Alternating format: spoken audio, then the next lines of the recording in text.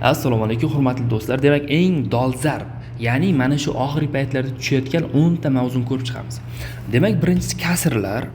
Juda ham ko'p aylanyapti kasrlar. Misol uchun 1/5 qo'shilgan 1/6 yoki ayrilgan 1/6 deyapti. Kasrlarni qo'shib ayirishda nima qilamiz? Ikkalasiga umumiy mahraj beramiz. Umumiy mahraj degan demak bunga 6 tadan, bunga 5 tadan beradigan bo'lsak va mahraj ikkalasini ko'paytmasi yoziladi har doim. Tepaga nima yoziladi? 6 kere 1 6 yoziladi, plyusdan 5 kere 1 necha bo'ladi? 5 yoziladi. Shunda 11/30 bo'ladi. Agar ayirish bo'lsa, mana bu yer ayirish bo'ladi, bu yer ayirish bo'lsa, farqi yo'q. Qo'shish bo'lsa qo'shish bo'ladi, ayirish bo'lsa ayirish. Har doim kasrlar qo'shish ayirishda nima qilamiz? Birinchi ikkalasiga umumiy mahraj beramiz. Misol uchun 1/3 ayrilgan 1/4 yetgan bo'lsa, umumiy mahraj bunga demak 4 tadan, bunga 3 tadan bersak, 4 - 3 taqsim mahrajlar doim nima bo'ladi? Ikkalasining ko'paytmasi bo'ladi. Ya'ni 4 ko'paytirib 3 ga.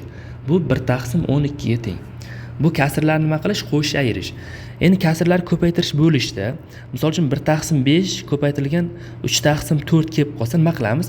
Surat bilan suratni ko'paytiramiz, mahraj bilan mahrajni ko'paytiramiz. Shunda 3/5 necha bo'ladi? 20. Har doim shunday. Kasrlar ko'paytirsa, surat bilan suratni, mahraj bilan mahrajni ko'paytiramiz. Agar qisqaradigan bo'lsa, mana bilan buni, bu bilan buni qisqartiramiz, bu bilan buni qisqartiramiz. Agar qisqaradigan bo'lsa, xuddi shunday qisqartirish mumkin. Misol uchun mana qanday qisqaradi desak, 3/10 demak 10 ko'paytirilgan 10/6 bo'ladigan bo'lsa, 10 bilan 10 qisqaradi bu yerda. 3 bilan 6 ni qisqartiradigan bo'lsa, 3 ga qisqaradi. Bu yerda 2 bo'ladi, bu yerda 1 bo'ladi. Shunda 1/2 bo'ladi qisqarib. Xo'p, endi kasrlarni bo'lish 3/10 bo'lingan, misol uchun 4/10 bo'ladigan bo'lsa, 3/10 ko'paytirilgan nima bo'ladi? Qarangizlar, bo'lish bo'ladigan bo'lsa, mana bundan biz ko'paytirishga aylantirib olamiz. Ko'paytirishga aylantirganda oyoq osmondan bo'lib 10/10 bo'lib qoladi. Ko'paytirishga aylantirganda bu yog'i o'zimiz hozir ko'paytirish. Demak, suratga, mahrajga qisqaradigan bo'lsa, qisqartiramizda 3/4 bo'ladi. Kasrlar xuddi shunaqa tushyapti odatda. Keyin kasrlarda mana bunaqa tushib qolyapti. Misol uchun A/B/S/D 4 talik tushyapti. 4 talik tushadigan bo'lsa, ikkita chetki xatlarni ko'paytirib suratga yozamiz har doim. O'rta xatlarni ko'paytirib mahrajga yozamiz. B ko'paytirgan S bo'ladi. Tenglama debdi. Xo'p. Misol uchun 2 x - 3 teng x plyusdan demak 6 deylik. Mana shu tenglama ishlatyapti. Nima qilamiz? Birinchi navbatda qavsni ochib chiqamiz. 2x - 6 bo'ladi, x + 6 ga. Endi tenglamani ishlashda har doim noma'lumlarni bir tarafga, ma'lumlarni bir tarafga olib o'tamiz. Shunda 2x har doim mana ishoralar tenglikning ikkinchi tomoni o'tayotganda qarama-qarshi ishoraga o'zgaradi. Plus bo'lsa demak minus bo'lib qoladi. Mana manfiy bo'lsa nimaga o'zgarib qoladi? Bu yoqqa plusga o'zgarib qoladi. Ya'ni 6 + 6 ga. 2 ta x dan bitta x tersa x qoladi. 6 ga 6 qo'ysak demak 12 ga teng. Hop, misol uchun 3 ko'paytirilgan x plyusdan 7 teng 2 ko'paytirilgan misol uchun x minusdan demak 10 bo'lsin. Mana shu tenglamani ishlatyapti. Birinchi navbatda nima qilamiz? 3 ni har biriga ko'paytirib ochib chiqaman. Shunda 3x plyusdan 21 teng bo'ladi. 2 ni ko'paytirib ochib chiqargan bo'lsa, 2x minusdan demak 20 ga teng bo'ladi. Endi nima qilamiz dedik? Noma'lumlarni bir tarafga, ma'lumlarni bir tarafga o'tkazamiz. 3x mana musbatmi, bu tomon nima manfiy bo'lib o'tadi, teng minusdan bu yoqda 20 bo'lib turibdi. Mana 21 musbatmi, nari tomon nima manfiy bo'lib o'tadi, minus 21 bo'ladi. Shunda 3 ta x dan 2 ta x ayirsak demak x qoladi, minus 20 dan minus 21 dan ayiradigan bo'lsak, qarangizlar. Ikkita manfiy bo'lgan vaqt ikkalasi qo'shiladi-da, oldiga manfiy yozib qo'yiladi har doim. Ikkita manfiy bo'lgan vaqt ikkalasini qo'shib oldiga manfiy yozib qo'yamiz ekan. Soddalashtiring debdi. Soddalashtirishga doir qanaqalar kelishi mumkin? Sizlarga birinchi navbatda ishoralar tushuntirib ketaydi. 10 ayrilgan misol uchun 15 a. Kichkina sondan katta sonni ayirayotganda nima qilamiz? Kattasidan kichkinasini ayiramiz. Ya'ni 15 dan 10 ni ayiramiz. 15 dan 10 ni ayiramiz ekan 5 bo'ladi va kattasi ishorasi nima? Manfiymi, kattasini ishorasi? Kattasini ishorasi qo'yiladi har doim.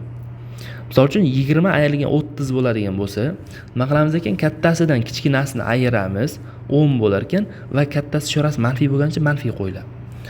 Xo'p. Misol uchun -5 plyusdan 20 bo'lsa, -5 20 bo'ladigan bo'lsa nima bo'ladi bunda? Bunda ham kattasidan kichkinasini ayiramiz, 15 bo'ladi. 20 dan demak 5 dersak, kattasi ishorasi nima? Musbat bo'lgani uchun demak musbat bo'ladi. minus 7 plyusdan 12 bo'lsa, kattasidan kichkinasini ayiramiz, demak 5, kattasi ishorasi nima? Musbat bo'lgani uchun demak plyus qo'yamiz. Xo'p, ikkalasi ham manfiy bo'lsa-chi, minus 10, minus 20 bo'lsa, ikkalasini qo'shib oldiga manfiy yozamiz. Minus 30, minus 40 bo'lsa, ikkalasini qo'shib oldiga manfiy yozamiz. Juda ham oddiy. Xo'p, endi soddalashtirishga doir ko'ramiz. Minus a plus b bo'lsa, misol uchun, mana bu manfiy ishora qavs ichidagi har birining ishorasini qarama-qarshisiga o'zgartiradi. A ning ishorasi musbatmi? Manfiy bo'lib qoladi. B ning ishorasi musbatmi? Manfiy bo'lib qoladi. Xo'p. Misol uchun minus 2 plyusdan 7 bo'ladigan bo'lsa, minus 2 bo'ladi, minus 7 bo'lib qoladi. Misol uchun minusdan a plus demak b, minusdan 1, demak minusdan a minusdan b plus 2. Mana shuni soddalashtiring desa, mana manfiy ishora har bir ishorasi qarama-qarshisiga o'zgartiradi. A ning ishorasi musbatmi? Manfiy bo'lib qoladi. B ning ishorasi musbat, manfiy bo'lib qoladi. Bu manfiymi? Musbat bo'lib qoladi 1. Bu ham xuddi shunday, musbatmi? Manfiy bo'lib qoladi. Manfiymi? Musbat bo'lib qoladi. Musbatmi? Manfiy bo'lib qoladi. Demak, minus a minus a ikkalasi qo'shilib minus 2 ta bo'ladi. Yuqorida hozirgina aytdim. Blar qarama-qarshi ishora bo'lsa qisqarib ketadi. 1 minus 2. 1dan demak 2 ni ayirgan nima qilamiz? Kattasidan kichigini ayiramiz. 1 bo'ladi. Kattasi ishorasi manfiy bo'lgani uchun manfiy qo'yiladi. Demak, minus 2 minus 1 bo'ladi. Soddalashtirish. Qismga oid masalalar. Xo'p. Misol uchun bizga 200 ning 3/5 qismini top desa. 200 ning 3/5 qismini top. Nima qilamiz? 200 ni har doim qismiga ko'paytiramiz. Mana birorta sonning qismini top desa, har doim sonni qismiga ko'paytirish kerak. Har doim sonni o'zini qismiga ko'paytirish kerak. Shunda teng bo'ladi. 200 bilan 5 ni qisqartirsak 40, 40 ni shu ko'paytirsak, demak 120 ga teng. Yana qanaqa misol kelishi mumkin? Xo'p, bizga aytadi 3/4 qismi 3/4 qismi 200 ga teng sonni toping deydi. Sonni toping. Qaraymiz. Bitta son bo'lgan ekan, o'sha sonning 3/4 qismi 200 ga teng ekan. Tushunarli? Bitta son bo'lgan, sonni qismini topishni ikkalasini ko'paytiramiz. Bu nimaga teng bo'lsin deb 200 ga teng bo'lsin deb. Endi x teng bo'ladi 4 mahrajda bo'lgani uchun bo'lish. Bu tomon nima bo'ladi? Ko'paytirish bo'ladi. 200 ko'paytirgan 4, 3 nima bo'lib turibdi? Ko'paytirish. 3 mana ko'paytirish bo'lib turgani uchun bu tomon nima bo'lib tushadi? Bo'lish. Shunda 800 taqsim 3 bo'lib qoladi. 5-inchisi foiz masshtab harakatga oid masalalar. Sonning foizini topish uchun har doim a ko'paytirgan b foiz taqsim 100 degan formulaga qo'yamiz. Doim. Misol uchun yozaman bitta misol. 100 ning 30 foizini top. Demak 100 ning 30 foizini topish uchun nima qilamiz? 100 ni foizga ko'paytirib 100 ga bo'lamiz har doim. 100 bilan 100 qisqarib ketsa 30 ga teng. Misol uchun 200 ning 40 foizini top desa nima qilamiz? Demak 200 ni nima qilar ekanmiz? 200 ni 40 foizga ko'paytirib 100 ga bo'lar ekanmiz. Keyin mana 2 ta nollar qisqarib ketsa 2 ko'paytirgan 40, ya'ni bu 80 ga teng. Keyin bizda nechadir foiz oshdi deydi. 10% oshdi, 20% oshdi desa nima qilamiz? Misol uchun mana qarangizlar, 240% oshdi deganda nima qilardik? 200 ni birinchi 40% ni topardik. Qanchaga teng? 80 ga teng. Agar oshdi desa, 200 ga o'sha 80 ni qo'shsak 280. Ya'ni 200 ni 40% oshirsak mana unga teng bo'ladi. O'sha foizini topib qo'shib qo'yish kerak. Agar oshdi desa qo'shib qo'yish kerak, kamaydi desa nima qilish kerak? Ayirib qo'yish kerak. Juda ham oddiy. Misol uchun mana 100 soni 40% oshdi. Demak nima qilamiz? 100 ni birinchi 40% ni topamiz. 40% nimaga teng? 40 ga teng. O'sha topgan foizimiz sonni dastlabki songa qo'shish kerak. Ya'ni 100 ga o'shani qo'shib qo'yamiz. Shunda 140 ga teng bo'ladi. 100% demak 40% oshdi desa. Agar 40% kamaydi desa nima qilamiz? O'shani 100 dan demak ayirib qo'yishimiz kerak. 60 ga teng bo'ladi. Xo'p. Ildizni o'chirib turaman. Masshtab qanaqa bo'ladi o'zi? Masshtab Masshtab degan, misol uchun faraz qilingizlar, Jizzaxdan Toshkentgacha masofa 250 kilometr bo'lsa, o'shani xaritada tasvirlamoqchiman. Misol uchun Jizzaxdan Toshkentgacha masofa 250 kilometrlik xarita chiza olmaymiz-ku biz hayotda. O'shani kichraytirilgan varianti bo'ladi. Misol uchun 25 sm bo'lishi mumkin, 10 sm. O'sha Jizzaxdan Toshkentgacha masofani kichraytirib xaritada tasvirlash o'sha masshtab bo'ladi. Demak, masshtab bitta formulasi bor. S1 teng S2 ko'paytirilgan m ga. Bu yerda S1 nima desa, S1 bu haqiqiy masofa, haqiqiy. Misol uchun Jizzaxdan Toshkentgacha 250 kilometr bo'lsa, o'sha haqiqiy masofa bo'ladi. Haqiqiy masofa. S2 nima desa, bu masshtabdagi masofa. Misol uchun masshtabda 20 sm, 10 sm deydi-yu, o'sha. M nima desa, M masshtab. Masshtab. Xo'p. Misol uchun agar masshtabdagi masofa S2 10 sm bo'lsa deydi, misol masshtabni belgim bo'ladi. 1 misol uchun 10 million deydi yo 100 ming deydi mana. 100 ming. 100 ming. Bu mana u nima degani desa, bu 100 ming marta kichraytirilgan degan. O'sha mana ikkinchi qismi har doim masshtabga teng bo'ladi. Mana masshtab bo'ladi. Shunda masshtab topadigan bo'lsa qanchaga teng bo'ladi? 100 ming mana. Xo'p. Endi formula qo'yamiz. S1 teng S2 ko'paytirilgan m ga. S1 ni so'rayapti bizdan, haqiqiy masofani so'rayapti bizdan. S1 topadigan bo'lsak, demak S2 miz nimaga teng? 10 sm. Bu masshtabimiz qanchaga teng? 100 ming. Demak, ko'paytiradigan bo'lsak, bu 1 million santimetr bo'ladi. 1 million santimetr. Endi buni nimada so'rasa, misol uchun metrda so'rasa metrga, kilometrda so'rasa kilometrga aylantirib qo'yaveramiz. Formulasi bitta dona formulasi bor ekan. S1 teng S2 ko'paytirilgan m. Ya'ni xaritadagi masofani masshtabga ko'paytiradigan bo'lsak, bu haqiqiy masofani berar ekan. Shuni eslab qolish kerak. Xo'p, birliklar. Birinchisi uzunlik o'lchov birligi 1 sm 10 mm 1 detsimetr. Demak, 10 sm 100 mm ga teng. Xo'p, 1 metr 10 detsimetr 100 cm ga teng. 1 kilometr demak 1000 metr 10.000 detsimetr ga teng. Bu uzunlik o'lchov birliklari. Xo'p, endi og'irlikniki 1 kilogramm 100 ming grammga teng. 1 kilogramm 1000 gramm. 1 sentner bu 100 kilogrammga teng bo'ladi. 1 tonnamiz qanchaga teng bo'ladi? 1000 kilogramm yoki 10 sentnerga teng bo'ladi. Xo'p, yuza o'lchov birliklari, yuza 1 metr kvadrat. Qarangizlar, juda ham ko'pchilik adashadigan narsa, 1 metr kvadrat ko'pchilik 100 santimetr kvadrat deb o'ylaydi. Bu eng katta xato. Buni kvadratga aylantirish uchun nima qilamiz? Birinchi 1 metrni yozamiz, 100 santimetrda yozamiz. Kvadrat kerak bo'lganligi uchun ikkala tomon kvadrat ko'taraman. Shunda 1 metr kvadrat teng bo'ladi. Bu 100 ning kvadratiga.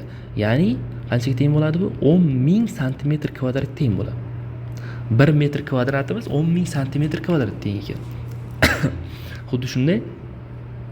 Misol uchun 1 detsimetr kvadrat bo'ladigan bo'lsa, 1 detsimetr kvadrat bu 10 santimetrning kvadrati bo'ladi. Shunda 100 santimetr kvadrat bo'ladi. Shu narsada adashmaysizlar. Bu demak yuza. Yuza o'lchov birliklari. Xo'p, endi 1 sotix qancha degan narsa? 1 sotix 10 metrga 10 metr bo'ladi. 1 sotiximiz 100 metr kvadratga teng bo'ladi. 1 sotix 100 metr kvadratga teng. Esdan chiqarmaysizlar buni. Xo'p, endi hajm o'lchov birliklari. Hajmda 1000 demak 1000 santimetr kubimiz 1 litrga teng. 1 litr. Shunaqa savollar ko'p kelyapti oxir paytlarda. Xo'p. 1 metr kub qanchaga teng desa, 1 metr kub bu 100 qaraymiz. Buni ham xuddi shunday 1 metr yozamiz, 100 santimetr.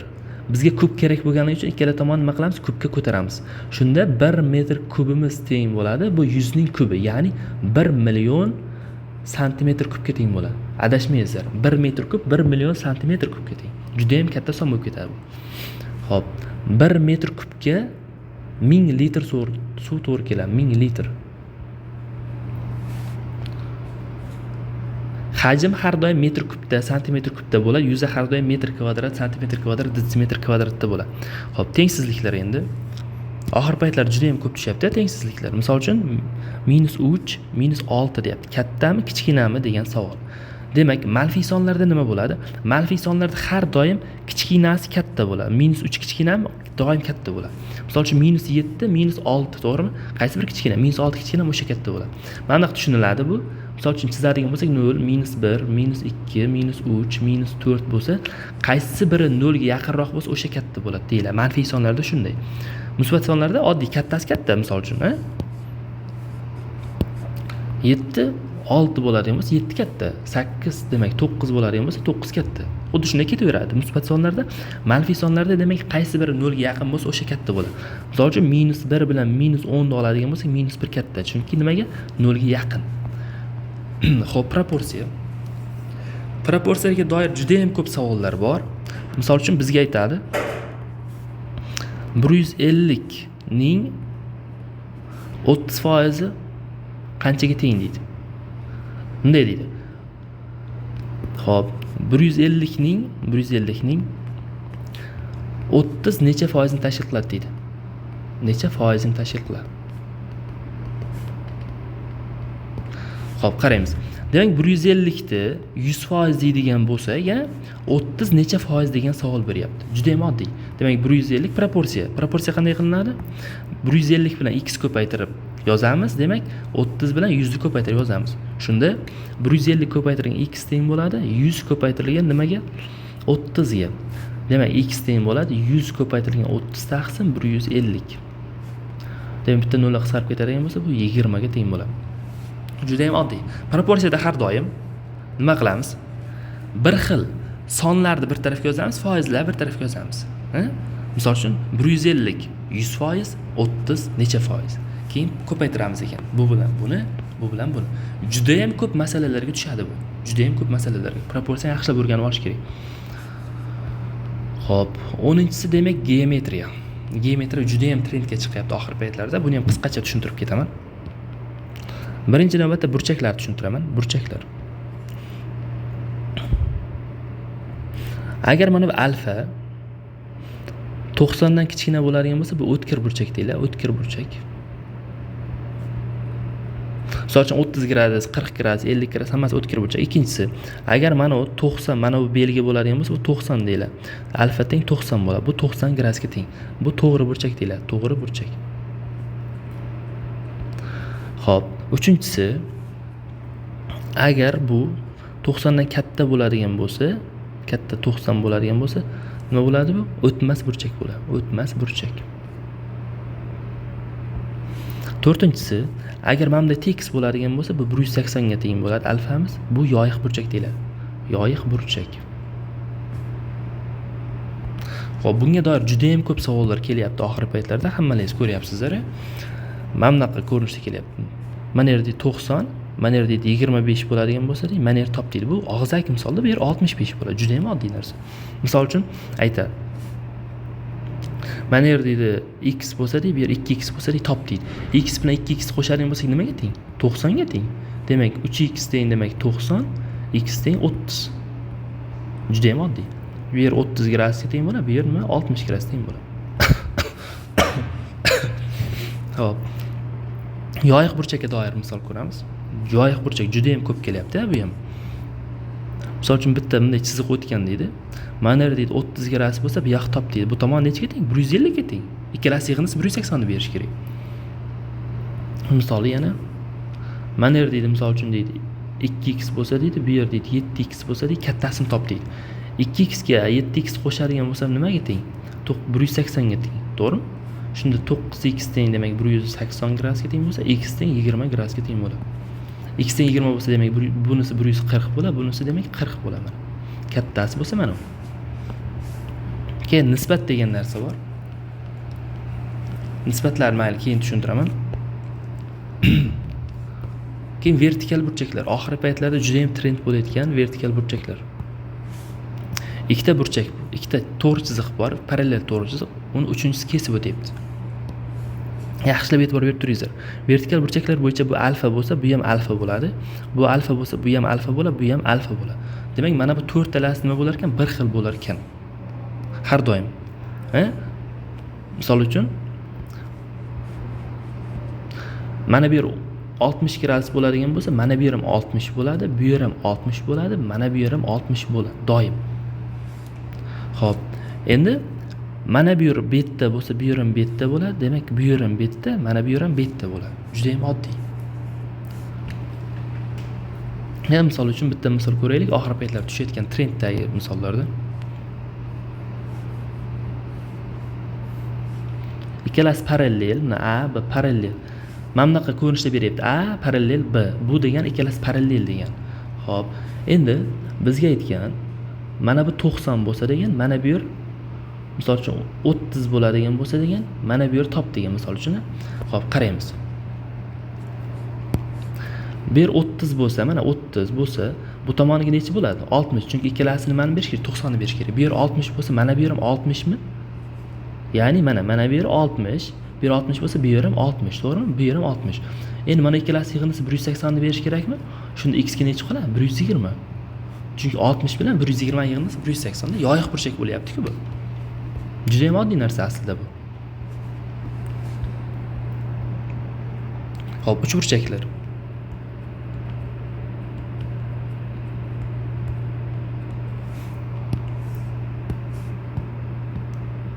Uch burchak mana 3 ta burchagi bor shaklga uch burchak deyiladi. A, B, S. Bu tomon A, bu tomon B, bu tomon S bo'lsa, perimetri A plus B plus C ga teng. Keyin bu burchak alfa, bu burchak beta bo'lsa, bu burchak demak gamma bo'lsa, alfa, beta plus gamma, ya'ni ichki burchaklar yig'indisi nimaga teng bo'ladi? 180 ga teng bo'ladi doim. Xo'p, misol ko'ramiz bunga. Mana bitta uch burchak. Bu tomon x, bu tomon x plus 2, bu tomon x plus 4 bo'lsa, bizga aytadi perimetr deydi. Misol uchun 24 ga teng deydi. X ni top deydi. Juda ham oddiy savol. Perimetr degan barcha tomonlar yig'indisi, ya'ni x plus 2 plusdan x plus 4. Hammasini qo'ysa 24 ga teng deydi. X ga x 2x 3x. 3x plus 6 teng 24 ga, 3x teng demak 18 ga, x teng necha bo'ladi? 6 ga bo'ladi mana. Xo'p, yana bitta misol. Mana 3 burchak. 3 burchak. Bizga aytadi, burchaklari deydi 1, 2, 3 nisbatda deydi. Nisbatda bo'lsa kattasini top deydi. Kattasini top. Xo'p, qaraymiz. 1, 2, 3 nisbat desa doim biz x ko'paytirib olamiz. Ya'ni bu x, bunisi 2x, bunisi 3x bo'ladi. Har biriga nima qilamiz? X ko'paytirib olamiz. X, 2x, 3x bo'ladi. Lekin joyiga qo'yamiz. X, 2x demak 3x bo'ladi. Endi mana uchalasining yig'indisi nimani berish kerak? Uchalasining yig'indisi ichki burchaklar yig'indisi bo'yicha 180 ni berish kerak. Shunda qo'shsak demak 6x teng demak 180, x teng necha? 30 gradusga teng bo'ladi. X teng 30 gradus. Joyiga qo'ysak demak bu 30, bunisi 60, bunisi 90 bo'ladi. Kattasi 90, juda ham oddiy. Keyin uch burchaklarda yuzani topish bo'yicha kelyapti. To'g'ri burchakli uch burchakda. Mana to'g'ri burchak uch burchak. Bu A katet bo'lsa, bu B katet bo'lsa, A bilan B bu yerda katet deyiladi. Katet. Xo'p. A katet B katet bo'lsa, yuzini topish formulasi bor. S teng bo'ladi. Ikkita katetni ko'paytirib 2 ga bo'lamiz har doim. Bitta misol keldi oxirgi paytlarda mana. Uch burchak. Manerdan deyapti, bitta katet, ikkinchisi 2 marta uzun. Bittasi x bo'lsa, ikkinchisi 2 marta uzun desa 2x bo'ladi. Demak, yuzasi teng 9 bo'lsa debdi. Yuzasi 9 bo'lsa, bizga x ni top degan. Yo katta katetni top degan. Katta katet 2x, 2x top deyapti. Nima qilamiz? Yuzani topish formulasi nima? Ikkita katetni ko'paytirib 2 ga bo'lish kerak. Bu 9 ga teng yuzasiga. Ikkilar qisqarib ketsa x kvadrat teng demak 9, x teng 3. X 3 bo'lsa, buni x joyiga 3 qo'yadigan bo'lsa, 3 kere 2 6 bo'ladi katta katet. Xo'p, endi to'rt burchaklar. To'rt burchak. To'rt burchak degani nima degani? To'rtta burchagi bor mana shaklga to'rt burchak deyiladi. Xo'p, bu A, B, C, D bo'lsa, to'rtburchak mana shu to'rtta burchagi bor shakl to'rtburchak. Bu tomon A, bu tomon B, bu tomon C, bu tomon D bo'lsa, perimetr topish formulasi A plus B plus C plusdan D. Xo'p, mana burchak demak alfa, bu burchak beta, bu burchak gamma, bu burchak fi bo'lsa, bu barcha burchaklar yig'indisi nimaga teng bo'ladi? 360 ga teng bo'ladi. 3 burchakda 180 bo'lsa, bunda yana 360 ga teng. Xo'p, birinchi xususiy holi to'g'ri to'rtburchak. To'g'ri to'rtburchak. To'g'ri to'rtburchak ham mana shu to'rtburchaklar oilasining bitta turkumiga hisoblanadi. To'g'ri to'rtburchak qanaqa bo'ladi desa, to'g'ri to'rtburchakda mana bu bilan bu teng bo'ladi, bu bilan bu teng bo'ladi. Bunda perimetr topish formulasi bor. 2ta A qo'shilgan 2ta B, ya'ni tomonlar yig'indisi. A ga aniq bo'lsa 2ta, 2ta B bo'ladi mana, tomonlar yig'indisi. Xo'p, endi nimani? Yuzani topish formulasi bor. Yuzani topish formulasi eni bilan bo'yni ko'paytmasi, ya'ni A ko'paytirilgan B bo'ladi. Bunga doir savollar juda ham oson hisoblanadi. Mana bitta to'g'ri to'rtburchak deylik. To'g'ri to'rtburchak. Misol uchun aytadi. Bizga to'g'ri to'rtburchakni yuzi bo'yi enidan 2 marta uzun deydi. En x bo'lsa bo'yi undan 2 marta uzun deydi. Yuzasi deydi 18 ga teng deydi. X ni top deydi. X ni top. Juda ham oddiy savol. Yuzasini topishni nima qilaman? Eni bilan bo'yini ko'paytiraman. Ya'ni x ga 2x ko'paytiraman. Bu 18 ga teng bo'ladi. Ko'paytirsak 2x kvadrat teng 18, x kvadrat teng demak 9. X teng necha bo'ladi? 3. 3 bo'ladigan bo'lsa, demak 3 ga teng. Bu tomon 3 ga teng, bu tomon 6 ga teng bo'ladi. Juda ham oddiy savollar. Xo'p. Kings kvadrat.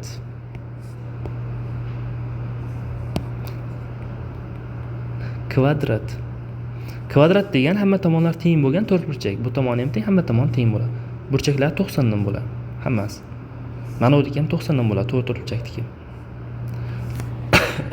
Xo'p, kvadratda perimetrni topish formulasi bor. 4ta, ya'ni tomondan qo'ysak 4ta bo'ladi. Yuzasini topish formulasi bor. Eni bilan bo'yni ko'paytmasi. A ko'paytirilgan A. Nimaga teng bu? A kvadratga teng. Bu juda ham oddiy savollar keladi bunga doir. Xo'p, romb. Romb qanaqa shakl desa, romb ham to'rtburchak.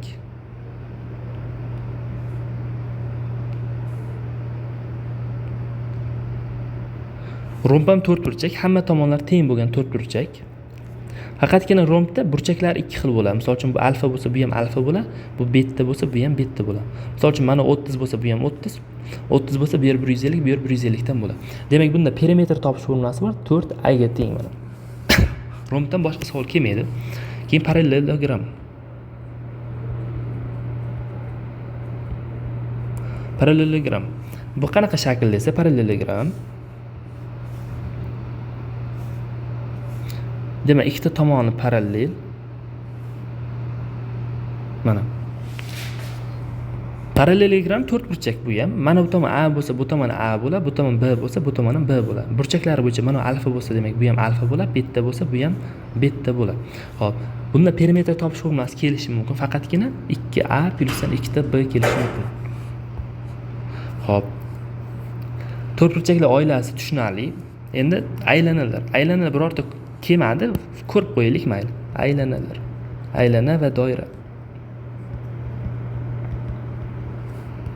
Xo'p. Mana bitta aylana. Mana bitta aylana. Agar ichi bo'yalmagan bo'lsa, ichida hech narsa bo'lmasa, faqat mana sirti bo'ladigan bo'lsa, bu aylana bo'ladi. Ichida hech narsa bo'lmaydi o'rtasida. Bu doira bo'ladi. Ichi agar to'la bo'ladigan bo'lsa, doira. Mana maktabdan qizlar beriga aylantiradiganini bor edi, ichi bo'sh bo'ladi. Xuddi o'sha aylana bo'ladi. Mana 4 ta yuzini qaraydigan bo'lsak, 4 ta beti bo'ladi, o'sha doira bo'ladi. Demak, aylanada mana markazdan bu chekkagacha bo'lgan narsa bor, radius deyiladi. Radius. Keyin aylana uzunligini topish formulasi bor, 2πr. Bu aylana uzunligini topish formulasi. Keyin diametr topish formulasi bor. Diametr radiusdan 2 marta katta bo'ladi. D teng 2 ta r ga. Bu diametr. Xo'p, aylanada bitta nima bor? Yuzdan topish formulasi bor. Pi ko'paytirilgan r kvadrat. Misol r ni bersa, r teng 5 desa, s teng pi ko'paytirilgan 5 ning kvadrati 25, ya'ni 25 pi ga teng. Juda ham oddiy savollar keladi bunga doir. Kelsa ham bu yil lekin umuman kelmadi. Xo'p, endi fazoviy shakllar. Prizma. Prizma. Xo'p, prizma qanaqa shakl desak, prizma xuddi mana shunaqa shakl. Faqatgina prizma nima bo'lishi mumkin? Bu faqatgina prizmaning bitta holati, asosi to'rtburchak bo'lgan holat. Xo'p, prizmada asos misol uchun 5 burchak ham bo'lishi mumkin, 6 burchak ham, 7 burchak ham, 8 burchak, 9 burchak va hokazo. Istalgan burchak bo'lishi mumkin. Xo'p, to'rtburchakli varianti bitta ko'rinishi. Tushuntirib beraman. Birinchisi uchlar soni. Uchlar soni. To'rtburchakli prizma bo'ladigan bo'lsa, uchlar soni nechta? 1, 2, 3, 4, 5, 6, 7, 8. Necha burchakli edi? To'rtburchakli. Nechta uchi bor? 8 ta burchagi. 8 ta uchi bor. Uchlar soni tomonlar sonidan 2 marta ko'p bo'ladi, ya'ni 2 ga teng bo'ladi. 2 degan n 5 burchakli bo'lsa 10 ta uchi bo'ladi. 6 burchakli bo'lsa nechta uchi bo'ladi? 12 ta. 7 burchakli bo'lsa 14 ta uchi bo'ladi. Juda ham oddiy narsa. Ikkinchisi qirralar soni, qirralar. Xo'p, o'z qirra nima deyilsa, qirra mana shu yerdan mana shu yergacha bo'lgan masofa qirra bo'ladi. Ya'ni o'shani shunday kesib oladigan bo'lsak, mana shunday kesib olsak, mana shu. Shunday kesib olsak, mana shu qirra. Yoki mana bu kesib olsak, mana qirra. Yoki mana kesib olsak, bu qirra bo'ladi. O'shalar hammasi qirra. Sanab chiqadigan bo'lsak, buni pastda demak. Pastda 4 ta qirrasi bor, tepada ham 4 ta qirrasi bor va 4 ta stoyka, o 4 ta qirra u ham. Jami nechta? 12 ta qirrasi bor. Necha burchakli edi bu? 4 burchakli edi. Nechta qirrasi bo'ldi? 12 ta. Ya'ni 3 marta ko'p bo'ladi, 3n. Agar 5 burchakli bo'lsa 15 ta qirrasi bo'ladi. 6 burchakli bo'lsa demak 18 ta qirrasi bo'ladi. 3 ga ko'paytirish kerak bo'ldi. Uchlar soni desa, asosi necha burchakli bo'lsa 2 ga ko'paytiramiz, qirralar soni desa 3 ga ko'paytiramiz. Xo'p, yoqlar soni. Yoqlar. Yoq degan misol uchun o'zingiz o'tirgan xona, oldingizda bitta yoq, orqangizda bitta yoq, chap tarafda bitta yoq, o'ng tarafda bitta yoq, tepada bitta yoq, pastda bitta yoq. Sizlar o'tirgan xona 4 burchakli. Xuddi mana shunaqa shakl, mana shunaqa shakl. Demak, yoq degani nima degan? Mana shu yoq, mana yon tomonda bitta yoq, mana bu yon tomonda bitta yoq, orqa tomonda bitta yoq va oldi tomonda ham nima bor? Bitta yoq bor, mana oldi tomonda. Keyin tepada ham bitta yoq. Jami hisoblasak 6 ta yoq bo'ladi. Yoqlar soni har doim necha burchakli bo'lsa 2 ta ko'p bo'ladi, 2 tagina. 4 burchaklimida 6 ta, 8 burchaklimi 10 ta, 10 burchaklimi 12 ta bo'ladi. Ya'ni yoqlar soni topish formulasi n plus 2 ta bo'ladi. Shu narsalar kelishi mumkin. Uchlar soni, yoqlar soni, qirralar soni kelishi mumkin bunda. Juda ham oddiy narsalar. Xo'p, endi parallelped va kub.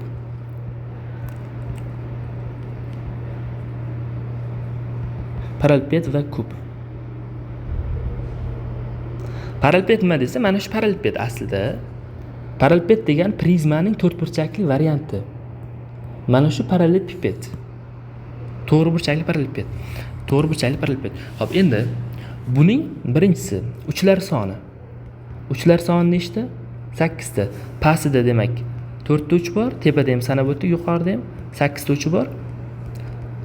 Ikkinchisi qirralar soni.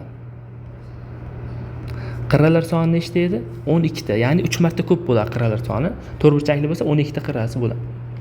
Uchinchisi yoqlar soni. Yoqlar soni har doim 2 ta ko'p bo'ladi. 4 burchakli bo'lsa nechta bo'ladi? 6 ta bo'ladi. 8 burchakli bo'lsa 10 ta yoqi bo'ladi. Keyin bunda bitta qo'shiladigan narsa bor. To'la sirt degan narsa bor. To'la sirt. To'la sirt degan mana shuni padarka qog'ozini o'rash uchun qancha qog'oz ketadi degan. Ya'ni 6 ta yoqi bo'lsa 6 ta yoqining yuzalar yig'indisi. S to'la teng bo'ladi 2 ta. A ko'paytirilgan mana A, bu B, bu S bo'lsa 2 ko'paytirilgan A, B plyusdan A, S ko'paytirilgan B, S bo'ladi mana. Mana shu to'la sirt bo'ladi. Xo'p, hajm topish formulasi bor. V teng bo'ladi A ko'paytirilgan B ko'paytirilgan S ga. Xo'p, bitta misol yozaman. Bitta misol. Mana parallelped. Bu tomon 3, bu tomon 4, bu tomon 5 bo'lsa, S to'lani top desa, formula bo'yicha 2 ko'paytirilgan A, B, ya'ni 3 kara 4 plyusdan B, S, 5 kara 4 plyusdan A, S, 3 kara 5. Shunda 2 ko'paytirilgan 12 plus 20 plyusdan 15. Qo'shadigan bo'lsa, demak 47. 47 ni 2 ko'paytirsak 94 ga teng. Hajmni topish formulasi A ko'paytirilgan B ko'paytirilgan S, ya'ni 3 ko'paytirilgan 4 ko'paytirilgan 5 ga. Bu 60 ga teng. Xo'p, kub nima deyilsa, kub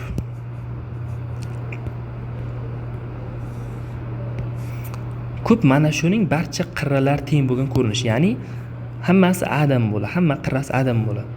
Nechta uchi bor? 8 ta uchi bor. Bir xil. nechta qirrasi bor? 12 ta qirrasi bor. Nechta yoq bor? 6 ta yoq bor. Tepadagi bilan bir xil parallelped bilan faqatgina bunda hajmida farq qiladi. A ko'paytirilgan B ko'paytirilgan S midi, bunda hammasi A ko'paytirilgan A. Ya'ni A ning kubi bo'ladi. Xo'p, S to'la sirtda teng bo'ladi 6 ta A kvadratga. Misol uchun bizga tomonini 3 desa, joyiga qo'ysak nima bo'ladi? S teng bo'ladi 6 ko'paytirib 3 ning kvadrati, ya'ni 54 ga teng bo'ladi. Hop, prizma ketdi. Endi piramida.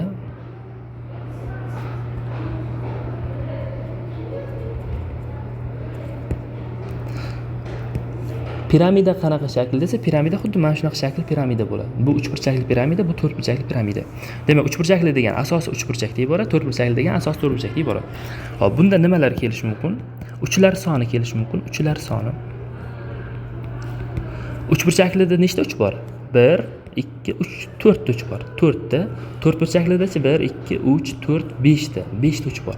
Uchlar soni har doim tomonlar sonidan bitta ko'p bo'ladi. Misol 7 burchakli bo'lsa, bitta qo'shib qo'yamiz 8 ta uch bo'ladi. 8 burchakli bo'lsa, bitta qo'shib qo'yamiz 9 ta uch bo'ladi. Ikkinchisi qirralar soni. Qirralar soni mana qaraymiz. Demak, bitta qirra, 2 ta, 3 ta, 4 ta, 5 ta, 6 ta. 6 ta qirrasi bormi? Buniki 1, 2, 3, 4, 5, 6, 7, 8 ta. 8 ta qirrasi bor. Qirralar soni har doim 2 marta ko'p bo'ladi, ya'ni 2 ta n bo'ladi. Misol uchun 5 burchakli bo'lsa 2 ni qo'ysiz, 2 kere 5 10 ta qirrasi bo'ladi. Misol 7 burchakli bo'lsa 14 ta qirrasi bo'ladi. Uchinchisi yoqlar soni. Yoqlar soni har doim nima bo'ladi? Bitta dona ko'p bo'ladi. Misol uchun 3 burchakli bo'lsa 4 ta yoqi bo'ladi, 4 burchakli bo'lsa 5 ta yoqi bo'ladi. Demak, formulasi n + 1. 10 burchakli bo'lsa 11 ta yoqi bo'ladi. E'tiborlaringiz uchun rahmat. Sizlar bilan Botirbek hamroh bo'ldi. Bizdan uzoqlashmaysizlar, salomat bo'lingizlar. Hammaga Xudo xohlasa imtihonda 10 tadan 10 ta yorib chiqish nasib